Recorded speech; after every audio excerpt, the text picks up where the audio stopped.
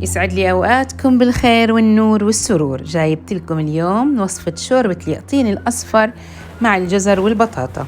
شوربة طيبة وخفيفة، من زكاوتها لازم تجربوها. تعالوا نشوف مع بعض طريقة التحضير.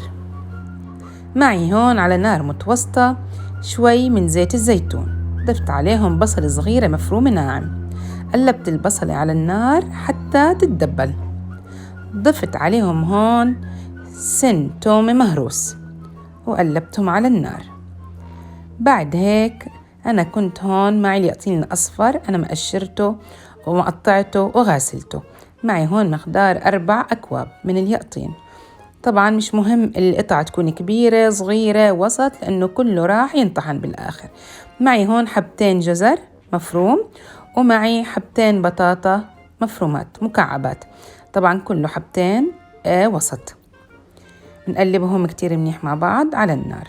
هون بدي أبهرهم، حطيت عليهم نص معلقة صغيرة من الفلفل الأسود، ربع معلقة صغيرة من الكركم، ومعلقة صغيرة من الملح، وبنقلب المكونات مع بعض.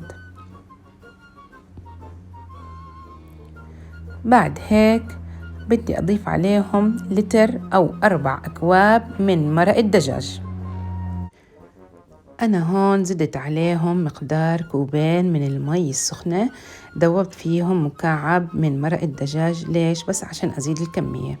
أما إذا أنتوا بكفي عندكم اللتر أو عندكم زيادة مرق الدجاج، فيكم ما تضيفوا هاي الإضافة. وبنقلب المكونات مع بعض، وبنتركهم على النار حتى يغلوا، ونغطي عليهم وبنتركهم تقريبا 3 ساعة. وبعد مرور تقريبا 3 ساعة أو 25 دقيقة الخضار هذه كلها استوت، الجزر والبطاطا واليقطين كلهم استووا مع بعض. وهلأ بدنا نطحنهم بالبلندر. أنا هون رح أطحن الخضار كتير منيح بشكل كامل حتى تصير الشوربة ناعمة تماما. بعدين حطيتها على النار، تركتها تغلي شوي، وضفت عليها 1 كوب من الكريمة الطبخ السائلة. إذا ما عندكم الكريمة فيكم تضيفوا 1 كوب من الحليب مذوبين فيه معلقة كبيرة مليانة من النشا. وهاي هي كثافة الشوربة المطلوبة. طبعا لأنه فيها بطاطا كمان، فالبطاطا بتعطي كثافة أساسا من البداية. معي هون كان قطعة من صدر الدجاج المسلوق، قطعته صغير ونتفته وضفته للشوربة، تركتهم يغلوا على النار مدة 5 دقايق. طبعا بنزيد الملح عليها شوي بعد ما تختبروا الملوحة الشوربة.